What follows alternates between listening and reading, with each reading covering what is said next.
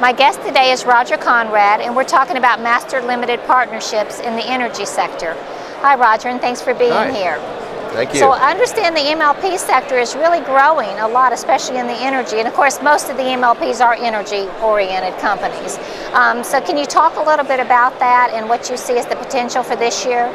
Well, we've had a pretty good 4 years, and oftentimes that means that the next years, or you've come to the end of the road. I don't think that's the case with these. There have been a couple of big issues that have been overhanging them. One being energy prices, and even though a lot of even the pipeline companies have locked in revenue, they're not so much dependent on what happens with energy prices. They move around with energy prices, and ultimately the kind of projects they depend on producers being willing to drill, which of course depends on energy price. So that's been an issue.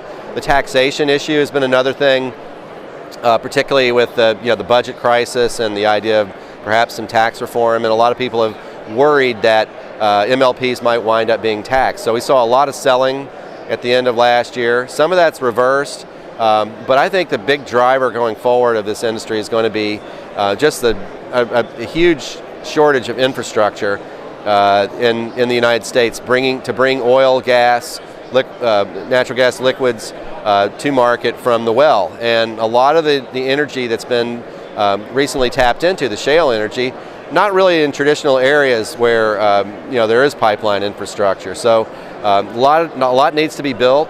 The volatile market for energy prices has kind of stretched out the period for building it. But as these companies build projects, as they and the U.S. is projected to be the highest producer of oil by 2020 by the Energy Information Administration. Even if it just goes part the way to there, there's going to have to be a lot of pipelines, a lot of processing, a lot of storage built. So that's really the opportunity, and the more these companies build things, the more cash flow rises, the more they can increase distributions, and that's the primary driver of the share prices. So I don't see any end to that dividend-paying machine. Right, and they're great dividends. But what do you tell your subscribers in terms of how long to hold these MLPs? Because you run the risk with this recapture task, right? That can be pretty significant. I've read that some people say just look at them as a lifetime holding. What is your view on that? Well, I think that's probably a good way to look at it, provided the underlying business is still sound. I mean, a lot of people, I think it's a mistake to let the tax decision